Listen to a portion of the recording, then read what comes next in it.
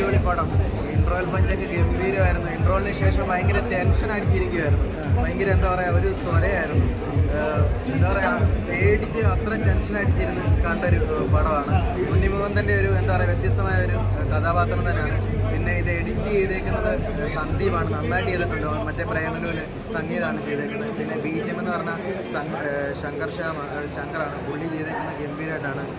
പിന്നെ ഗസ്റ്റ് റോളായിട്ട് ചെയ്തത് രവീന്ദ്ര വിജയ് എന്ന് പറഞ്ഞിട്ട് തമിഴ് ആർട്ടിസ്റ്റാണ്.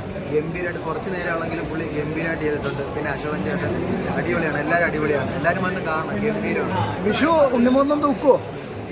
തൂക്കും. അടിപൊളിയായിട്ടുണ്ട്. അടിപൊളിയായിട്ടുണ്ട്.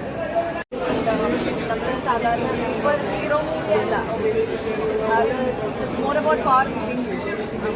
At the end of the day എല്ലാവരും അവരുടെ ഡെയിലി ലൈഫിലെ ഹീറോസാണ്. സോ ഇത് കുറച്ചും കൂടി അതിനെ ഒന്നുകൂടി ഇമോഷണലി കണക്ട് ചെയ്യുന്നതാണ് ഇതിനകത്ത് ക്യാരക്ടറൈസേഷൻ.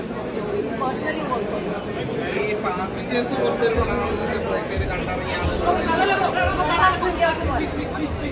അതെന്തുകൊണ്ടാണെന്ന് വെച്ചാൽ എനിക്കറിയില്ല. പുതുമയായിരുന്നു. ഇൻക്ലൂസീവ് ആയിട്ടുള്ളൊരു സബ്ജക്റ്റാണ്. അത് ഭയങ്കര നന്നായിരുന്നു. ബിക്കോസ് ആളുടെ ഇമോഷണൽ കാര്യങ്ങളാണെങ്കിലും ഒബ്വിയസ്ലി ഒരു വീൽ ചെയറിലിരുന്ന് മാക്സിമം ചെയ്യാൻ പറ്റുന്ന ആ ഒരു അവസാനം ഇങ്ങനെ പോകുന്ന ആ സീനൊക്കെ ഭയങ്കര ഒറിജിനലായിട്ടുണ്ട്.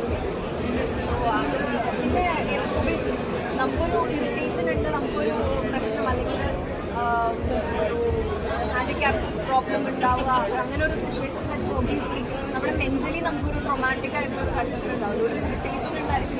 ഒരു എപ്പോഴും ലൈഫിൽ എല്ലാത്തിനോടും പെട്ടെന്ന് ഇമോഷണലി ആ ട്രോമ ഉണ്ടല്ലോ, പെട്ടെന്ന് സെൻസിറ്റീവ് ആവുന്ന ഒരു നേച്ചർ, അതൊക്കെ കറക്റ്റാണ്. ബിക്കോസ് ആള് ഏത് സിറ്റുവേഷനിലാണെങ്കിലും ഏത് ആളുടെ അടുത്താണെങ്കിലും പെട്ടെന്ന് ചാടിക്കയറാം.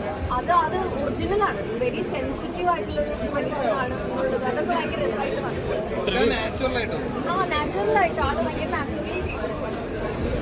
Like it's amazing. ആളുടെ പെർഫോമൻസ് വൈസ് എന്നുവെച്ചാൽ എനിക്ക് തോന്നുന്നു കുറേ കൂടി ആ ഇൻവെസ്റ്റിഗേഷൻ ഡീറ്റെയിലിംഗ്, പ്രത്യേകിച്ച് ടെക്നോളജി ആസ്പെക്ട്സിൽ കുറേ ആർട്ടിഫിഷ്യൽ ഇൻ്റലിജൻസ് ആണെങ്കിലും ഇപ്പോഴത്തെ സൈബർ സെൽ യൂസ് ചെയ്യുന്ന സംഭവങ്ങളാണെങ്കിലും അതിൻ്റെ ഇടയിൽ വരാവുന്ന കാര്യങ്ങൾ, ഇറ്റ്സ് നോട്ട് ജസ്റ്റ് ഒരു ഇൻവെസ്റ്റിഗേഷനിൽ നാച്ചുറലി വരാവുന്ന എല്ലാം ഉണ്ട്. ഈഗോ പ്രോബ്ലംസും അത് കൊണ്ടുവരാവുന്ന എല്ലാ കാര്യങ്ങളും അതിനകത്ത് വന്ന പോലെ. മഹിമയുടെ ക്യൂട്ട്നെസ് എങ്ങനെയുണ്ട്? മഹിമയുടെ cuteness, she is always cute by the വേ.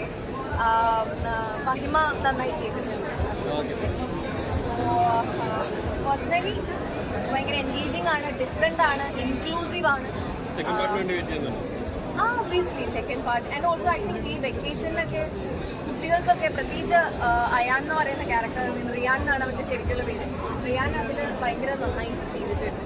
അപ്പം കുട്ടികൾക്കൊക്കെ ഭയങ്കര ഇഷ്ടപ്പെടും. സൂപ്പർ ഹീറോ ആസ്പെക്റ്റിൽ നമ്മൾ പണ്ട് മറ്റേ ചെറിയ ഈ ബാലരമയിലും അങ്ങനെയുള്ള ചെറിയ ചെറിയ സംഭവത്തിലും വായിക്കുന്ന ആ ഒരു ഫീല് കുട്ടികൾക്കാണെങ്കിലും കൊടുക്കുന്നുണ്ട്. സോ ഐ തിങ്ക് ആ കുട്ടികൾക്കും കൂടെ പറ്റുന്ന രീതിയിൽ ഭയങ്കര എൻജോയബിൾ ആയിട്ട് കാണാൻ പറ്റുന്ന ഒരു സമ്മർ വെക്കേഷനൊക്കെ എൻജോയ് ചെയ്യാൻ പറ്റുന്നുണ്ട്. കൂടുതൽ അല്ലാണ്ടുള്ള എല്ലാ ഓഡിയൻസും സീറ്റിന്റെ എഡ്ജിൽ ഇങ്ങനെ നിന്ന് നമുക്ക് stop watch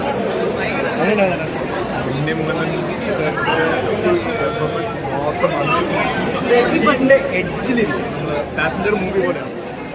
very nice.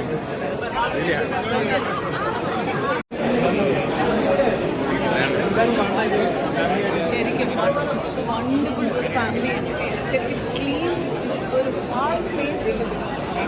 Edge seating ഇങ്ങനെ ഇരുന്ന് കണ്ടുകൊണ്ടിരിക്കാനായിട്ടും പിന്നെ every one perform very well and only to get to another level and direction and this are beyond.